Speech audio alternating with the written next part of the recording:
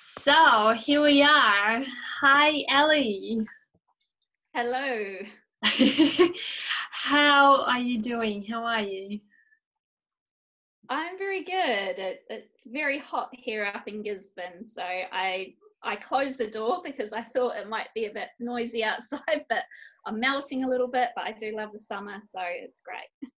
Yeah, it is a little bit hot, and I find that it really works well with our topic, right? Because we want to talk about sleep and want to talk about stress because it is quite stressful. It is very hard, or it can be quite stressful to sleep when it's so hot. But we all kind of have different reasons why we can't sleep at times, and actually funny how it comes. But today I had a conversation with a client who just wakes up every night at 2 o'clock on dot, and I had another client who just doesn't prioritize sleep.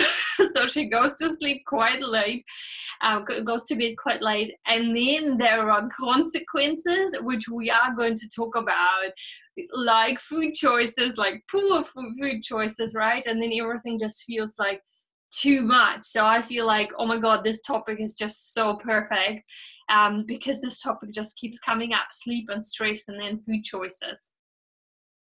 Yeah, it's a pretty big one, and I think especially in today's sort of fast-paced society, and yeah, I mean, sleep and stress are both things that I've struggled with myself as well, after going through, major life changes, and then Right. managed to get them back on track. So there's sort of a topic close to my heart that I like.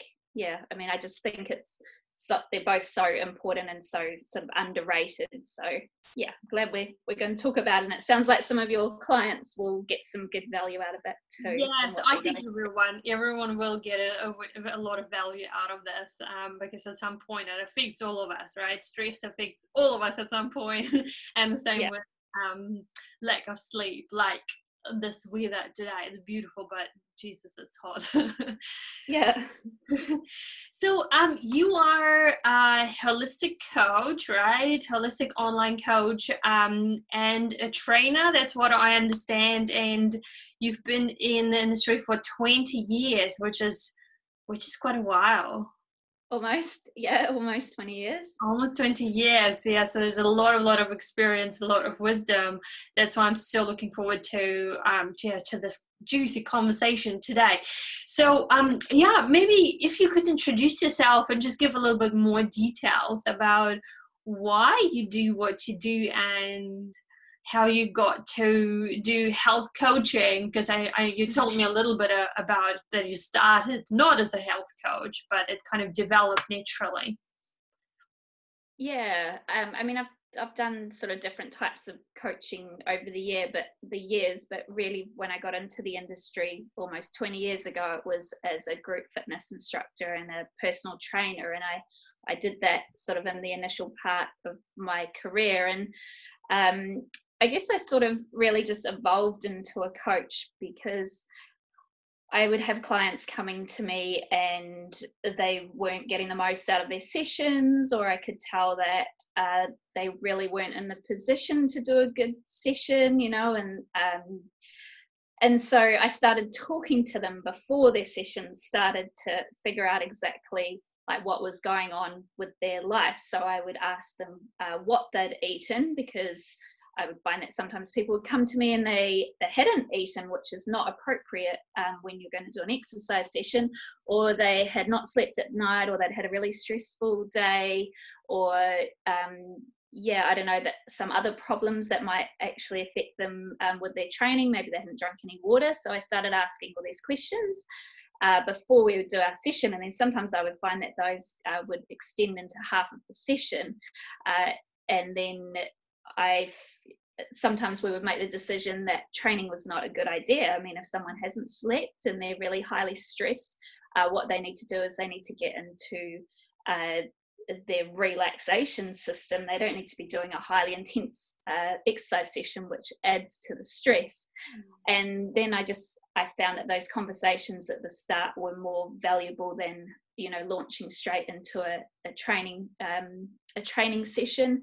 and that through coaching someone, I could help them more to be able to do the exercise sessions on their own as well. Because I mean, even if someone did have a great training session, they need to have the skills and the knowledge and the tools to be able to continue that routine to actually get the results that they're looking for. So yeah, I guess over time I just found that the coaching was more effective, and then it would have a positive knock-on effect to allowing them to train as well. So fitness is my background, but I just found that you can't have fitness on its own. Like, there's so many variables that just come into play, and all trainers, I think, know that nutrition is really important too. So we all talk about nutrition. I don't call myself a trainer anymore. I am a coach.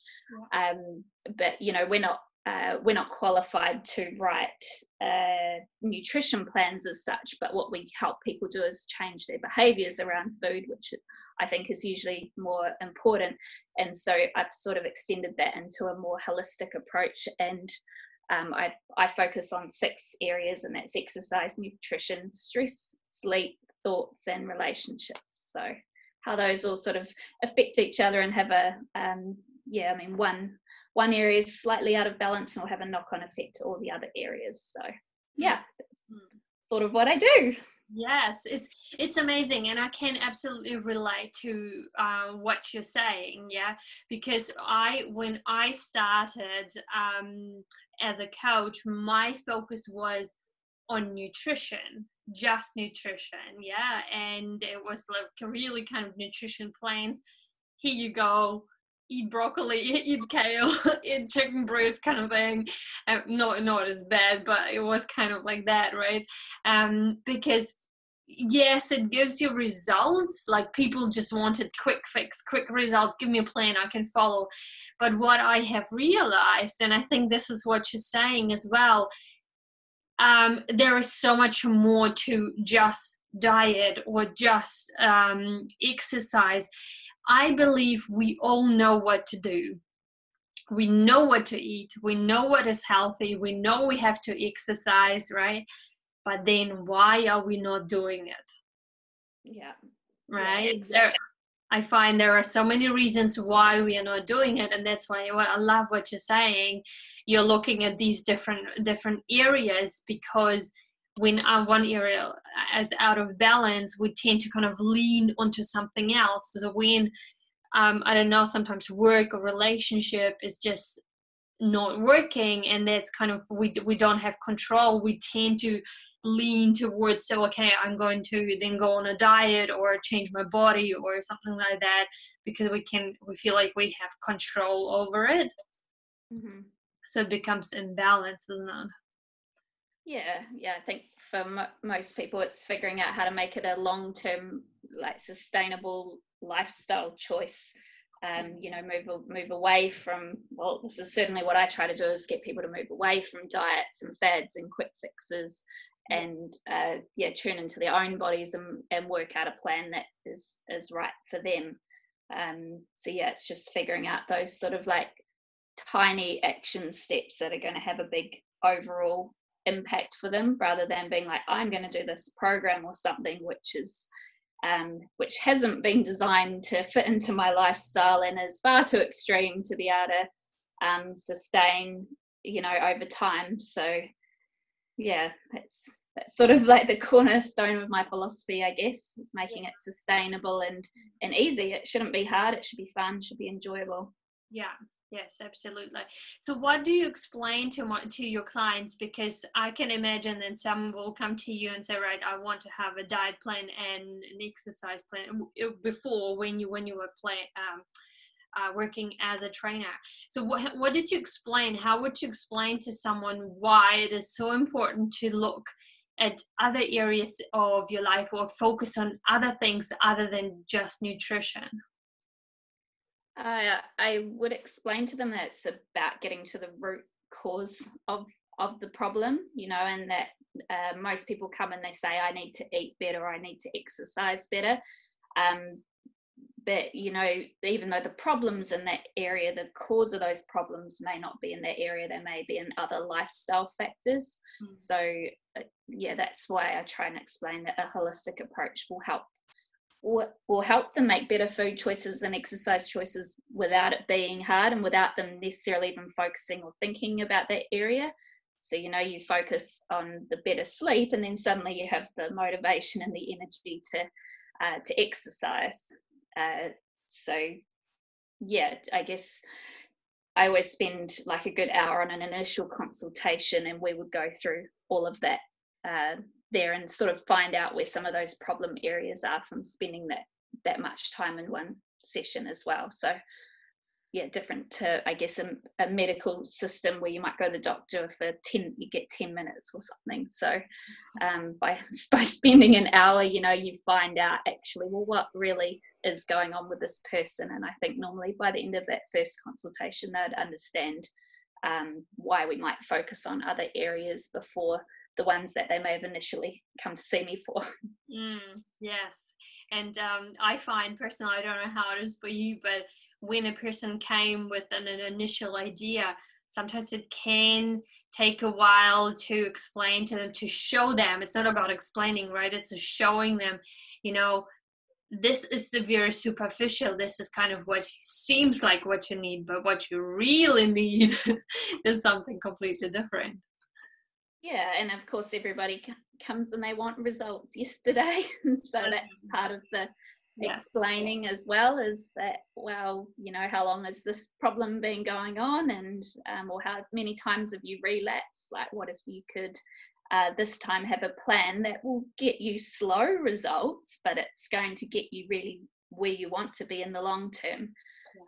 You're not going to have this sort of yo-yo effect of dieting or jumping on and off exercise programs. Yeah, absolutely. And what do you find is kind of the most common problem other than nutrition? I'd say one of the most, which we weren't necessarily going to talk about today, but one of the most underrated problems that I deal with, I think, is mindset, or as I say, thoughts. So like people's belief systems around food and exercise that they haven't tapped into, I guess because those are really unconscious, or at least very subconscious, and so they don't know the extent that they're affecting sort of their everyday habits and choices. For example, being with a food belief being told when they were a kid, and beliefs usually stem from when you're really really young. So maybe they've been told by their parents that they need to eat everything on their plate all the time, and that becomes a belief system as that they're very unaware of. So I would say, changing beliefs and mindset is sometimes the biggest area, and it can be the most challenging and long term, and they need to really be willing to work on that. It's about finding, I guess, the area where a small change is going to have the biggest knock-on effect to the other areas. Mindset. So talking about mindset, but going into the topic that we want to talk about, but I feel like it is actually something that people underestimate: sleep.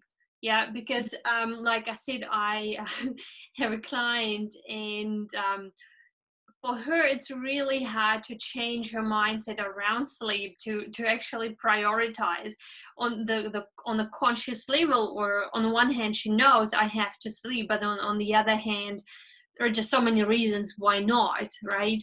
And so I think it's so important to change the mindset around sleep and actually really see it is important. So what would you say, why is sleep so important?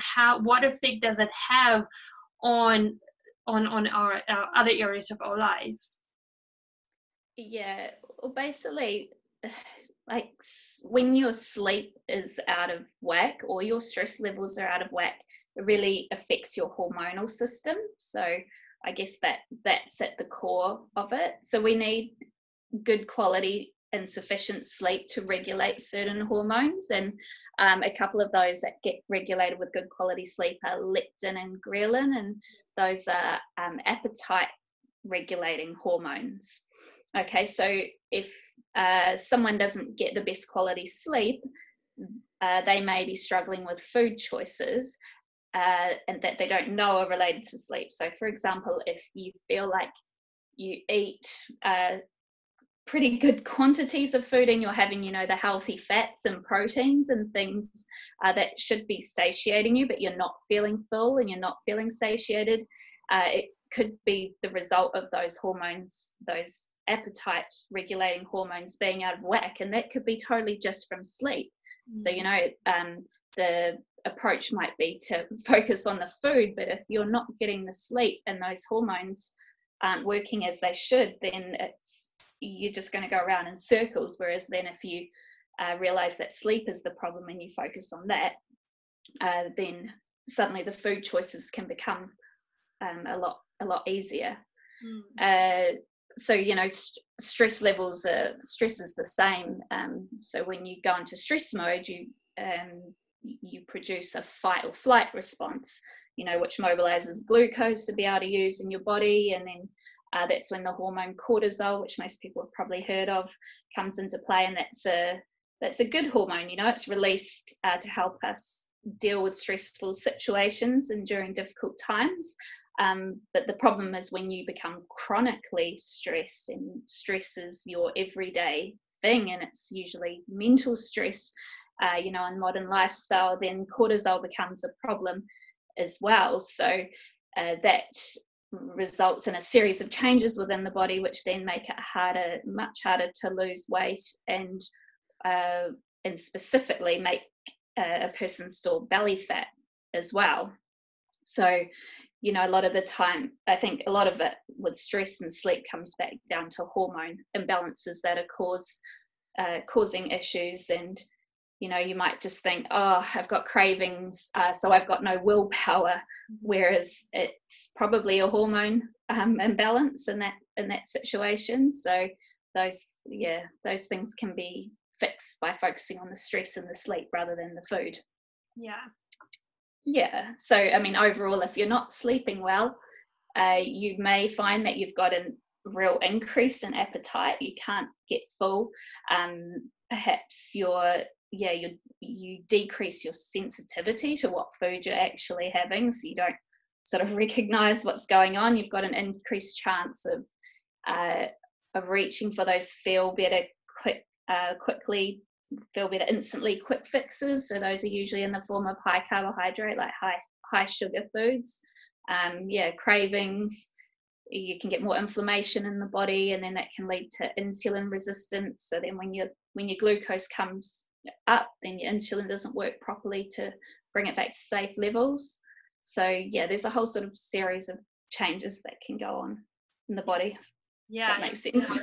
And we are not, absolutely, very much so, yes. And we are not, we're just not aware of, right? We kind of get used to it, to be tired. So I know I had few people who say, oh, you know, I'm always tired. That's just the way I am. I'm always tired. And yawning is it's kind of what they say, I always yawn. 3-4 o'clock in the afternoon, I just start yawning. So it becomes our norm. It becomes our routine, where I always say, it's not normal to wake up and being tired. Yeah. Ideally, you want to wake up and you actually want to be able to jump up and say, yay, I can't wait to start my day, and have that energy. Yeah, and I think it's important to recognize as well that sleep and stress are really, really closely linked. So if you have problems with one, it's probably likely going to affect the other, and it can be a really vicious cycle as well. That's hard to get out, because if you're stressed about something that's going on in your life, or you're busy rushing around being a busy person, and that's causing you stress, you're probably going to have trouble getting to sleep at night, or, you know, waking up and not being able to get back to sleep. And then if you're having problems sleeping, that becomes a stressor as well. And you start having that self-perpetuating cycle, being like, oh, I can't sleep, and that becomes more and more stressful. So it's a vicious cycle, and it can be hard to get out of without a few simple sort of steps to work through it. And I mean, I know I personally have struggled with sleep. I never had in my life before, but after the birth of my daughter, she was a great sleeper when she was little, and then at about 4 months she started waking through the night, and then about 6 months she was waking like every hour through the night, and that went on for about 6 months, and it really got me out of a sleep habit. And then I sort of got her sleep on track finally when she was about 1, but mine was totally out of whack, and I knew how important sleep was, so it made me feel really stressed when I would get up in the morning and I hadn't even gone to sleep because I had insomnia. So yeah, I know firsthand how debilitating it can be. For me, it wasn't like a major physical thing, although it did lead, I think, or start a process of burnout in the end. But I was definitely very like emotional and like on edge, and didn't feel right from not sleeping. So but yeah, over time I came to realize that it's a habit, and I just had to find a way of getting back into that habit. But after being out of it for 6 months or so, it actually took at least that amount of time to get back into being able to go to sleep. So it's not, it's like exercise and food, they're not quick fixes. It's like if you've had insomnia for years, it's probably going to take a while to get into a good sleep habit. Yeah, good point that it doesn't, we can't just start getting, I mean, obviously there are sleeping pills, but other than that, which I wouldn't suggest anyway, if it's possible, but that, if it took you to get to this point, few months, few years, it can be fixed overnight, right? It takes a while. I think it's a good point. So what helped you to get back on track, and what would you suggest if there are people who are actually suffering of sleep apnea or just have trouble sleeping? Yeah, I mean, I think I had a pretty extreme case. I was doing a lot of other things that I do recommend that I find help other people. For me, the biggest thing that helped me was my mindset change, was not seeing the lack of sleep as stressful, because stress is generally, most stress is perceived, and instead of waking up or not waking up, just still being awake and being like, I haven't slept all night, how am I going to get through the day, how am I going to cope with a little child, and how am I going to have energy to get through the day? I changed my mindset around that, and I was like, Elly, you've gone without sleep plenty of times, you're going to be fine, you'll be fine, and your energy levels are not reflected by how much sleep you have, which is actually true for me. A lot of the time, sometimes I would have a big sleep and I might wake up feeling groggy, like that wasn't always related. So it was changing my mindset around that and being like, you're going to be okay, you've done this before, you'll be fine. And then at the same time, continuing with the habits that and the routine that I created around sleep to get it back on track. And for a lot of people, these things will work on their own. So for example, which I think is a big problem in modern society, is switching devices off before like an hour to 2 before you go to bed, at least. It's very common, so I believe, for people to have their device on in bed even, which is not a good sleeping habit. That and bright lights, it's the stimulation, the social media, and then you might find something stressful or something that you don't like on social media as well, and that's going to further affect your sleep. But the blue light that comes out of devices. So I was good around that I made sure I always switched off. One of my problems was trying to fit in work time sometimes, and that might have been I might have only had the evening time to do my work, but I had to say no to work. I had to say no evening work. That's it. like after I have dinner, I do not do any work in the evening, even 8, 9 o'clock, not okay. And I did not do that, and I still don't do that now, because I know that I could get into that cycle of not being able to sleep if my brain is just wired, and I love my work and I enjoy it, but I know that I will function way better if I wake up at 5 o'clock and I get my work done for an hour or two then.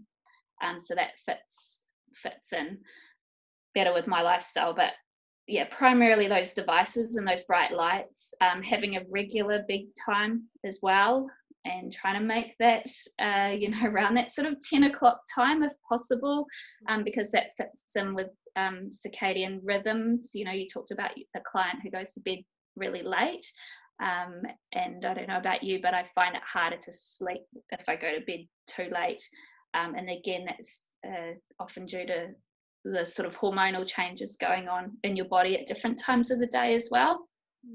But yeah, there's other things that can help with the sleep as well, like making sure that you have a dose of sunshine during the day, because that will increase your serotonin levels, which helps regulate sleep. And yeah, back to that stress again, decreasing your stress levels. So there's lots of tips, I guess, people have got to figure out, like what's a trigger for them.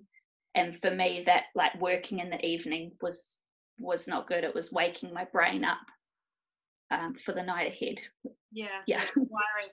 I can so relate to that one, because like you're saying, I love my work, and those who know me, they know that I love my work, and I don't know, if it was up to me, I probably would work 24/7 because it's fun. It's such passion. But at the same time, it's like anything, like a chocolate cake. If you have too much of it, it makes you sick and you're not enjoying it anymore. And it has bad effects on you. Yes, the same as with work or anything that you do. There are appropriate times for it, and there are times that when it's not appropriate. Yeah, absolutely.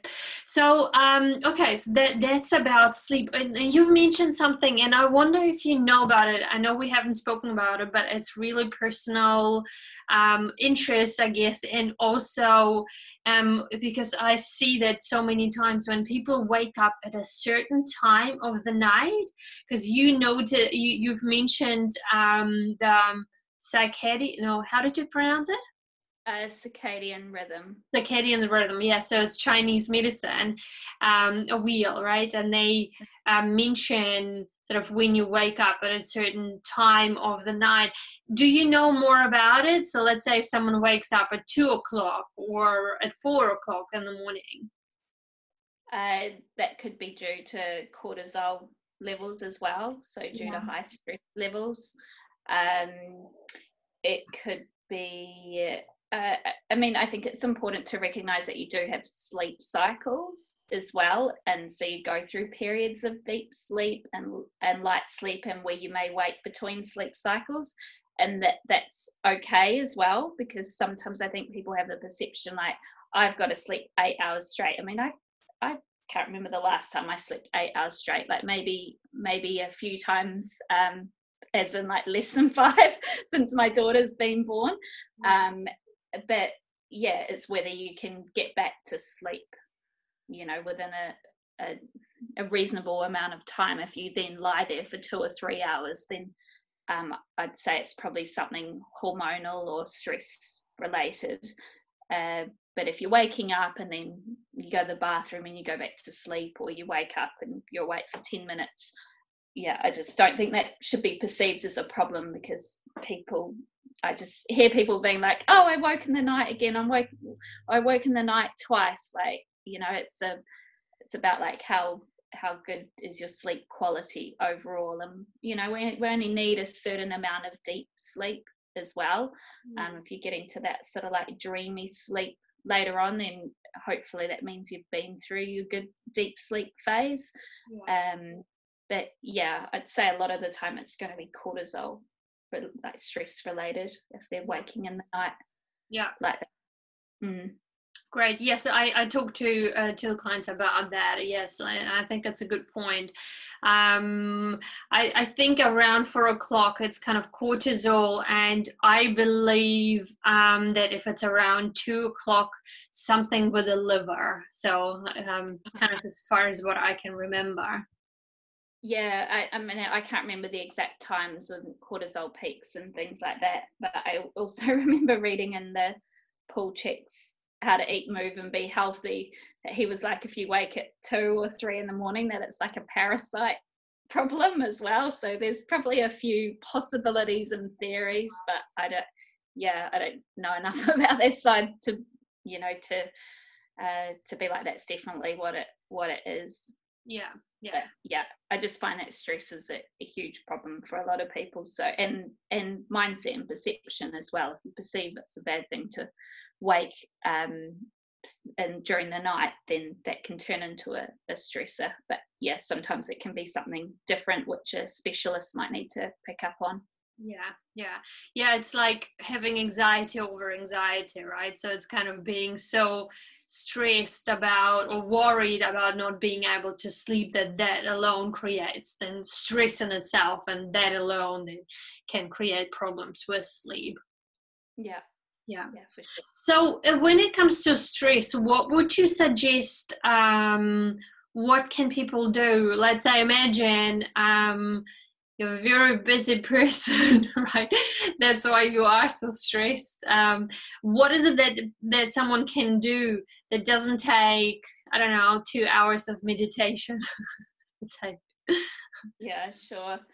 Well, I think it's important to realize that stress is generally perceived as well. So one person might find something to be really stressful.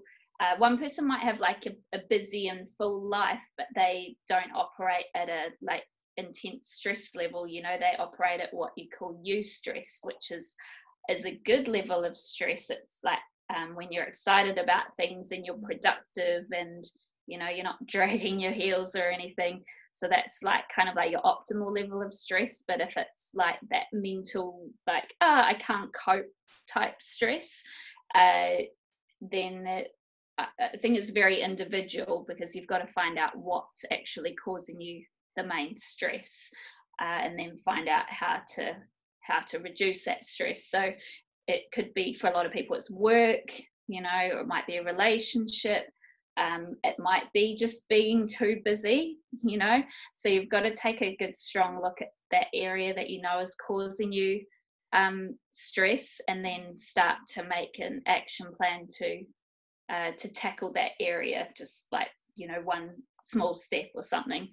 And obviously, there are tools and things that you can use, like you mentioned meditation. You can actually get like meditation apps and things that are 5 minutes as well, so they don't have to, like I would never be able to get out to a meditation class or even a yoga class or anything. I have a 2-week-old baby and a 5-year-old daughter as well. So before I had the baby, I would do like 15-minute yoga sessions, just at home on YouTube, and that was my sort of like de-stress and breathing time, and my daughter knew that as well, and she would get to do her kids yoga as well, as long as I got to do mine. So there are sort of shorter versions than going to a full class, but also like recognize what works for you, because for some people it's a creative outlet, so it might just be like journaling, maybe before bed, to get rid of some of those thoughts, or it might be drawing a picture, or even listening to music or something like that. It's something that you find like fun and enjoyable. I know I struggle to get into like just pure meditation. I'm okay if it's like a 5-minute app or something like that, but yeah, like it's got to be something that you feel actually works for you. But I think first step would be identifying what that stressor is, and if it's just a busy lifestyle, like what can you release from your life, so that you have less stress. I mean, for us, we found that becoming parents, there was so much more just always going on in life, and ever since that time we've been trying to I guess, minimize what's going on in our life and just make sure that the really important things are in there. And yeah, now we live location independent, so we actually don't have a house or a car. We don't have houses and stuff to maintain and clean and things like that, because it's nice to have things like a yard and pets and a garden, but I found that with the added things going on being a parent, that all those nice things became stressful. So step by step, I just got rid of one at a time, and now we enjoy a more relaxed family life. Still a work in progress, of course. New dynamic now with a baby too. Haven't quite figured that one out yet. Well, so what did you say? Is it she? She, yeah. She. Sorry. Two girls, yes. 2 girls, yeah. So you said she's 2 weeks old, is that right? Yeah. Yeah. So, oh my God, that's really so new. Yes, yeah. Definitely trying to figure out, it will evolve over time. At the moment, it's trying to figure out how to keep the 5-year-old happy, because, we sort of unschool her, so she's at home with me, and how to bring that, I don't know, how to work with a new dynamic that's going on in our family. I'm not saying it doesn't bring with it some stress, but without having all these other things that I have to do, like she's my focus at the moment. My fitness and all of that can wait until we've got into our new family routine and I've recovered more from the birth. Absolutely, yes. I love what you said. And I think that's why you talk about the mindset around stress, because I think even wording, how we word things are so important. Because I think what I notice is you choose your wording. So instead of it's stressful, it's a new dynamic, it's a new routine. Yes, so when we choose the wording, when we choose different words, our brain, our mind picks up or responds differently. Mm-hmm. Right, isn't it? Like, yeah, I know Dr. Libby, she talks a lot about stress perception, so that's why I quite like that. I always when I hear a lot, I mean, you may have noticed, I always notice people talking negatively about the weather, for example, and that's one thing that I get them to start with. Because it's so like ingrained as such a habit, like, oh, terrible day today, oh, the weather's terrible outside, it's horrible, a horrible day. I'm like, it's a rainy day, it's a cold day, it's not horrible, it's not terrible, so it's I quite often encourage people to start with that, because then they can become more aware of maybe the language that they're using in other areas when they're talking about themselves, for example. Yeah, absolutely. My partner's currently not at home, which is good, but it was interesting because he had quite a few things, sort of few appointments, one after another, and then he came home and said, I need to go this and this and that, so it's very stressful, we need to rush out when I'm home, we need to rush there, and then we need to rush there, and I guess those words, like, wow, how about we're going to do all of that just without the rush? And I think just kind of his face changed. He didn't even say anything, just walked away. But I thought we still can do all of that just without the attitude of needing to rush. And you'll probably be more productive in the long run by not trying to rush as well, just one step at a time. Yeah, exactly. Yeah. So very, very, very helpful in terms of stress. So stress perception, think about what is your attitude, how are you thinking, what are the words that you're choosing. Yeah. And then if you have things to do, can you drop some of the things? We don't need to juggle all balls at a time. We can put them down, know they're there, and then just pick 1 or 2 balls at a time. And then choose what do you prioritize? Like you said, right? You have a little girl, and that is your priority. So your mind knows, I don't need to think about exercise, eating, yeah, of course, but exercise, fitness, all of those things, and the little girls. And no, actually, just now it's my new daughter and my 5 years old and our sort of family. That is my focus. And it's so much easier when you know I have priorities rather than I need to do everything at once. Yeah. Yeah. And I mean, you know, in the situation that I'm in now with having a new baby, I just think, you know, it's a small window of time as well. It's like me not exercising now or not eating perfectly is a small part of an overall picture as well. So yeah, I think that's always something to remember. Yes, yeah, absolutely. They just got home too, so. Right, okay. So that works so well because I just wanted to finish this and say thank you so much for for your information. It's been really, really amazing and helpful. And there is someone. Hi. This is Ayla. This is Eugenia. Hi. So good to meet you. You too. Yeah, thank you so much. I will add the link to your free bodyweight exercise training. So if someone wants to exercise just from home, just with their own body weight, I think that's really, really great.